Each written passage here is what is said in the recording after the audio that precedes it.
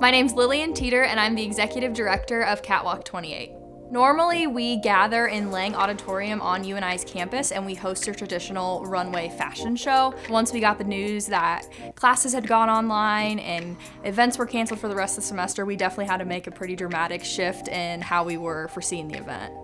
Dr. Lynch, one of our faculty advisors, when the coronavirus stuff was first started kind of putting these ideas in our head. How can we still have our runway show and how can we move forward with this circumstance? So over spring break, I was starting to think about those things and ultimately partnered with Isaac Hackman, who is another student on campus with his own LLC photography and videography business. I was like, okay, we have this virtual event. He has virtual video skills. How can we bring his talent and then our students' talent together? Everyone would be filming their own portion of the show from their house. And so we were like, how do we still make this look really professional and something that everyone can be really proud of?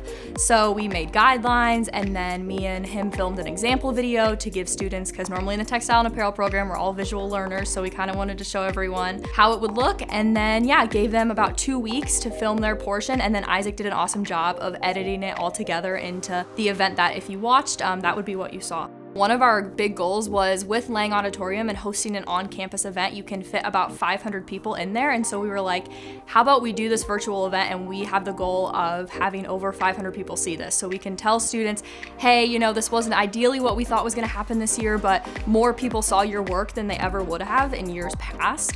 And so we actually had over 2,000 views through our Facebook, YouTube, and Instagram platforms. So we definitely hit that goal of getting a large range of exposure. It was super cool for me personally. I had an uncle in Texas watching it, a friend in England watching it, friends back in home in Illinois. So just people that normally probably wouldn't travel for the event got to participate, and I'm sure that other students and other designers had that same experience. And then I'd say the other great benefit about the online performance was that it was a very personal experience for the audience. So normally when you're watching the runway production, the designers' pieces walk down the runway and walk back and you kind of clap at the end, and that's kind of it. Whereas this, the designers got to walk through their collection, their inspiration process, what it looked like for them to construct it, and what they loved about their own pieces. So I feel like that was another really cool element that had stood out different than any years past, is just that personal touch of you actually getting to see and meet all the designers in our program.